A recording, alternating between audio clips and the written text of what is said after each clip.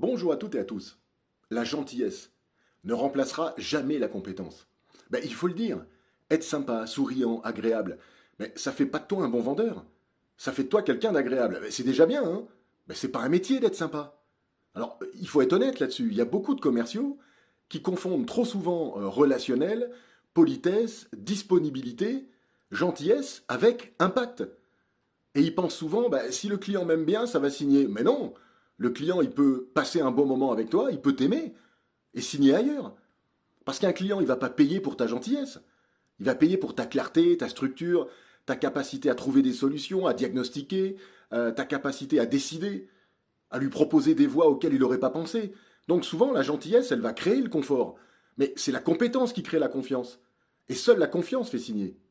Donc il y a un piège qui est vraiment dangereux. C'est que souvent les vendeurs gentils ou qui veulent être trop gentils, ils évitent les questions difficiles, la confrontation, ils évitent de cadrer, ils évitent le closing direct, parce qu'ils veulent pas briser la relation.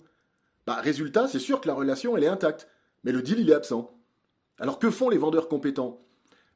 Ils peuvent être chaleureux, il n'y a pas de problème là-dessus. Mais un vendeur compétent, c'est surtout recadrer, challenger, dire non quand il le faut, et provoquer la décision. Il ne cherche pas spécialement à être aimé. Il cherche avant tout à être utile.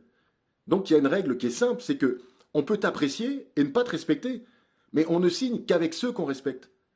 Donc, si ta seule force est la gentillesse, tu deviens remplaçable.